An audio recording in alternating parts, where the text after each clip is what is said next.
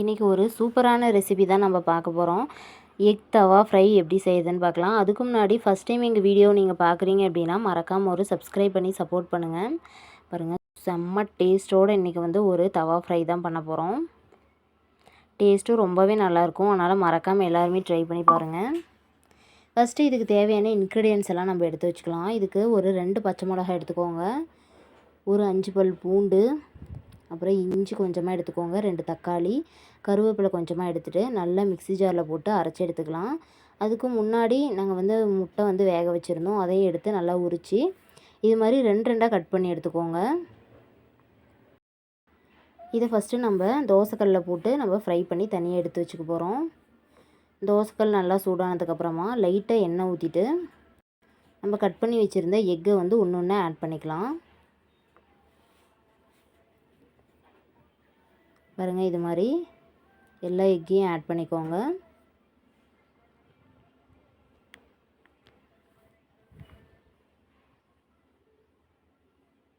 எல்லாத்தையும் ஆட் பண்ணதுக்கப்புறமா ஒரு 2 நிமிஷத்துக்கு அப்புறமா நம்மளுக்கு தேவையான நம்ம தூள்லாம் ஆட் பண்ண போகிறோம்.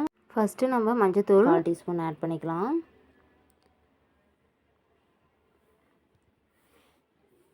பாருங்கள், ஆட் பண்ணியாச்சு. அதுக்கப்புறம் காரத்துக்காக நம்ம ஆட் பண்ணுறதுக்காக நம்ம மிளகாத்தூளையும் ஆட் பண்ணிக்க போகிறோம். பாருங்கள், அப்படியே மிளகாத்தூளை எல்லா பக்கமும் அப்படியே தூவி விட்டுக்கோங்க.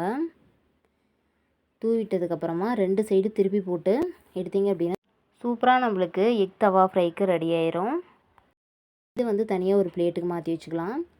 அதே தோசை தவாவில் நம்ம குட்டி குட்டியாக வந்து பெரிய வெங்காயத்தை கட் பண்ணி போட்டுட்டு இது மாதிரி நல்லா வதக்கிக்க போகிறோம்.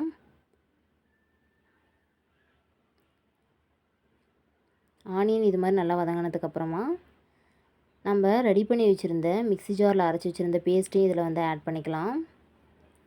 இது வந்து நல்லா கிளறி விட்டுக்கோங்க, பச்சை வாசனை போகிற வரையும். இந்த டைமில் நம்ம ஆல்ரெடியே பச்சை மிளகாய் ஆல்ரெடியே கொஞ்சம் மிளகாத்தூளும் ஆட் பண்ணியிருந்தோம்.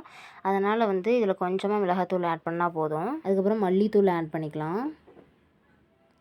மல்லித்தூளையும் ஆட் பண்ணதுக்கப்புறமா பெப்பர் வந்து லைட்டாக ஆட் பண்ணிக்கோங்க. பெப்பரையும் நல்லா தூவி விட்டுட்டு தேவையான அளவுக்கு தூளுப்பையும் ஆட் பண்ணிக்கலாம். எல்லாத்தையும் ஆட் பண்ணதுக்கப்புறம் நல்லா இது மாதிரி கிளறி விட்டுக்கலாம், பச்சை வாசனை போகிற வரையும். பச்சை வாசனை போனதுக்கப்புறமா நம்ம ரெடி பண்ணி வச்சுருந்த எக்கையும் வந்து இதில் போட்டு ஒரு 5 நிமிஷம் கழித்து இறக்கும்போது கொத்தமல்லி தழை தூவி இறக்குனீங்க அப்படின்னா சூப்பரான எக் தவா ஃப்ரை ரெடி ஆயிரும். இதை வந்து சப்பாத்தி, இட்லி, தோசை எல்லாத்தையுமே சாப்பிட்லாம். ரைஸுக்கு இன்னும் சூப்பராக இருக்கும். நாங்கள் இன்றைக்கி லஞ்சுக்கு இதாக ரெடி பண்ணியிருந்தோம். டேஸ்ட்டு ரொம்பவே நல்லா வந்திருந்தது. மறக்காமல் நீங்களும் ட்ரை பண்ணி பாருங்கள்.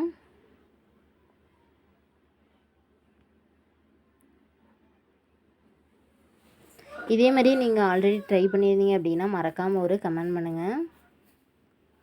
இதே மாதிரி இன்னொரு ரெசிபி வீடியோவோடு பார்க்கலாம். தேங்க்ஸ் ஃபார் வாட்சிங்.